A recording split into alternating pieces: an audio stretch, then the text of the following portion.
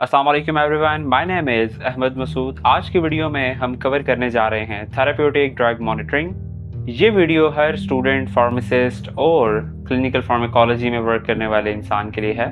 Video को last तक देखिएगा क्योंकि हम इस वीडियो में एडल्ट्स में और पेडियाट्रिक दोनों को देखते हुए थेरेप्यूटिक ड्रग मॉनिटरिंग समझेंगे। थेरेप्यूटिक ड्रग मॉनिटरिंग क्या होता है? किसी भी दवाई की ब्लड कंसंट्रेशन मेजर करना ताकि उसकी डोज को इंडिविजुअलाइज किया जा सके और उसकी डोज इफेक्टिव भी हो और टॉक्सिक भी ना हो, यानी एक मेडिसिन की कंसंट्रेशन हम ब्लड में मेजर करते हैं। सिंपल वर्डिंग में, हर इंसान की बॉडी ड्रग को या दवाई को मुख्तलिफ तरीक़ों से एब्जॉर्ब करती है, मेटाबोलाइज करती है और एक्सक्रीट करती है। TDM हमें बताता है कि दवाई की डोज कब काम कर रही है, कब दवाई की जो डोज़ है वो टॉक्सिक हो रही है और कब दवाई की डोज़ को इंक्रीज़ या डिक्रीज़ करने की ज़रूरत महसूस हो रही है। TDM यानी थेरेप्यूटिक ड्रग मॉनिटरिंग की ज़रूरत क्यों महसूस होती है? हर दवाई को इस तरीके से मॉनिटर नहीं किया जाता, बल्कि सिर्फ उन्हीं मेडिसिन्स को इस तरीके से मॉनिटर करते हैं जो कुछ कंडीशंस फुलफ़िल करती हैं, जैसे कि जिन मेडिसिन्स का थेरेप्यूटिक इंडेक्स नैरो होता है, टॉक्सिक सिम्टम्स क्लिनिकली पहचानना मुश्किल होता है, या फिर इंटर इंडिविजुअल वेरिएबिलिटी ज़्यादा हो, जैसे जेनेटिक्स, एज या फिर ऑर्गन का फंक्शन हर इंसान का डिफरेंट होता है। आइए समझते हैं नैरो थेरेप्यूटिक इंडेक्स क्या होता है।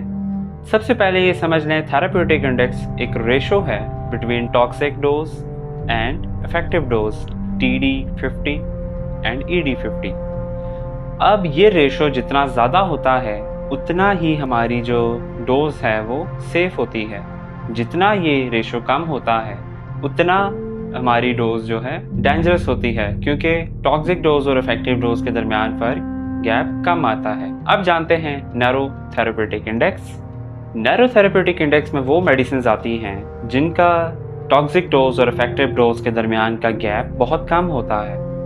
एग्जाम्पल के तौर पे एक दवाई है जो नॉर्मल है, जिसकी जो यूनिट्स हम ले सकते हैं वो 10 मिलीग्राम से 100 मिलीग्राम तक ले सकते हैं, तो यानी 10 से 100 तक एक अच्छा खासा गैप आ जाता है।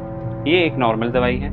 लेकिन अगर नैरो थेरेप्यूटिक इंडेक्स मेडिसिन जैसे डाइजॉक्सिन की हम बात करें तो उसकी जो डोज है वो 0.5 से 2 mg/ml तक उसका थेरेप्यूटिक इंडेक्स है, जो कि बहुत नैरो है। इस अमाउंट से थोड़ा सा ऊपर अगर आप डाइजॉक्सिन की डोज लेते हैं तो वो अपना टॉक्सिक इफेक्ट शो करना शुरू कर देती है। इसी वजह से नैरो थेरेप्यूटिक इंडेक्स की जो मेडिसिन हैं इनको रेगुलर ब्लड मॉनिटरिंग की ज़रूरत होती है। थोड़ी सी डोज अगर ज़्यादा होती है तो वो टॉक्सिक हो जाती है, और अगर रेशो से कम आती है तो वो इनइफेक्टिव होती है, यानी वो फिर अपना इफेक्ट शो नहीं करती। अब कुछ मेजर ड्रग क्लासेस हम डिस्कस कर लेते हैं जिनका थेरेप्यूटिक इंडेक्स नैरो है। एंटीलेप्टिक ड्रग्स, ये ड्रग सीजर कंट्रोल में यूज़ की जाती हैं। फेनेटोइन, इसकी जो नैरो थेरेप्यूटिक इंडेक्स है वो 10 से लेके 20 mcg/ml है, यानी 10 से लेके 20 के दरमियान की जो डोज है वो इफेक्टिव होगी। इससे जैसे ही आप ऊपर जाएंगे तो ये अपने टॉक्सिक इफेक्ट शो करेगी, और ज़रा सी डोज ऊपर अगर जाती है तो जो इसके टॉक्सिक इफेक्ट्स हैं उसमें एटेक्सिया और कन्फ्यूजन जैसे इफेक्ट्स देखने को मिलते हैं। सिमिलरली वैल्प्रोइक एसिड, इसकी जो इफेक्टिव थेरेप्यूटिक रेंज है वो 50 से 100 mcg/ml है। नेक्स्ट हमारे पास आ जाते हैं कार्डियक ग्लाइकोसाइड्स, जैसे डाइजॉक्सिन हमने प्रीवियस में डिस्कस किया। इसकी जो थेरेप्यूटिक रेंज है वो 0.5 से 2 mg/ml है। अगर इसकी डोज आप इसे इंक्रीज कर देते हैं तो इसके जो टॉक्सिक इफेक्ट्स हैं उनमें एरिथमियाज, नोजिया, विजुअल डिस्टर्बेंस हो सकते हैं, और ये रीनल एक्सक्रीशन पे डिपेंड करती है। यहाँ पे आप देख सकते हैं कुछ ड्रग्स की जो थेरेप्यूटिक, टॉक्सिक और लीथल डोजेस मेंशन है। थेरेप्यूटिक वो होती है जो हमें डिज़ायर्ड इफेक्ट होता है किसी भी डोज का। टॉक्सिक वो है जो कि हमने डोज एक ख़ास मकदार से ज़्यादा ले ली तो उसने अपने टॉक्सिक इफेक्ट शो करना शुरू कर दिए। और लीथल वो है जो ऐसी डोज है जो डेथ कॉज कर सकती है। TDM यानी थेरेप्यूटिक ड्रग मॉनिटरिंग कैसे की जाती है, आए इस पे रोशनी डालते हैं। सैम्पलिंग टाइम का सही इंतखाब करना है आपने। ट्रफ लेवल और पीक लेवल आपने चेक करना है। ट्रफ लेवल आप डोज देने से पहले मेजर करते हैं, यानी एक खुराक देके अगली खुराक देने से पहले आप मेडिसिन की, दवाई की कंसंट्रेशन मेजर करते हैं कि सबसे कम जो उसकी कंसंट्रेशन है उस पे दवाई इफ़ेक्टिव है या नहीं। और इसी तरह पीक लेवल जो है ये आप मेडिसिन देने के थोड़ी देर बाद ही चेक करते हैं सैंपल लेके कि इस दवाई की जो इफ़ेक्टिव डोज है वो हाईएस्ट डोज इफ़ेक्टिव पे है या वो टॉक्सिक पे जा रही है। ये चीज़ हम इस तरह मॉनिटर करते हैं। सिंपल अल्फाज में, जब आप एक पेशेंट को दवाई देते हैं, अब फ़र्ज़ करें एक दवाई आपने 8 घंटे के गैप से देनी है, यानी सुबह देनी है और फिर 8 घंटे बाद शाम को देनी है। तो जब आप सुबह उसको दवाई देंगे, आपने शाम को जो दवाई दोबारा देनी है, शाम को देने से पहले आप उसका ब्लड सैंपल लेके मॉनिटर करेंगे कि जो अभी इसके ब्लड में डोज मौजूद है वो इफ़ेक्टिव लो लेवल पे है या फिर लो से नीचे जा चुकी है, इनइफेक्टिव पे जा चुकी है। ये आपने मॉनिटर करना है और दवाई इफ़ेक्टिव रेंज के अंदर रहनी चाहिए।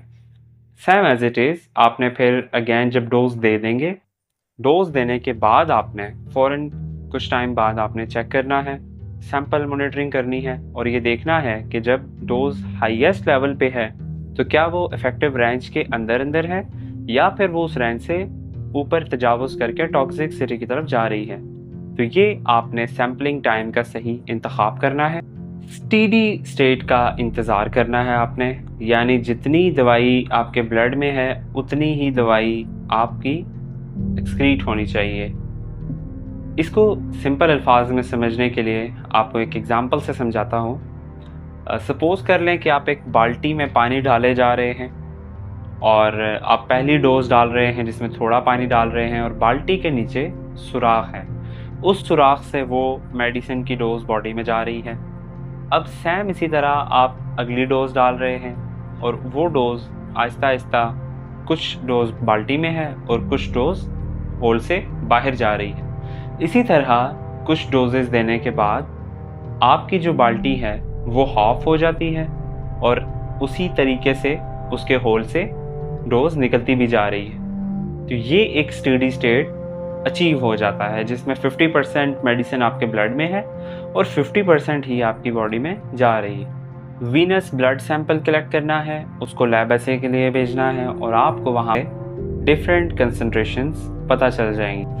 अब रिजल्ट्स की इंटरप्रिटेशन के लिए सिर्फ नंबर नहीं देखना बल्कि पेशेंट की जो कंडीशन है उसको भी मद्देनज़र रखा जाता है, लाइक रीनल या हेपेटिक फंक्शंस को देखते हुए रिज़ल्ट इंटरप्रेट किया जाता है। डोज एडजस्टमेंट की जाती है। डोज एडजस्टमेंट ऐसे होती है कि अगर पेशेंट रिकवर नहीं हो रहा तो कुछ डोज बढ़ा दी जाती है और अगर टॉक्सिक सिम्टम्स आ रहे हैं यानी डोज ज़्यादा दे दी गई है तो फिर डोज को कम कर दिया जाता है।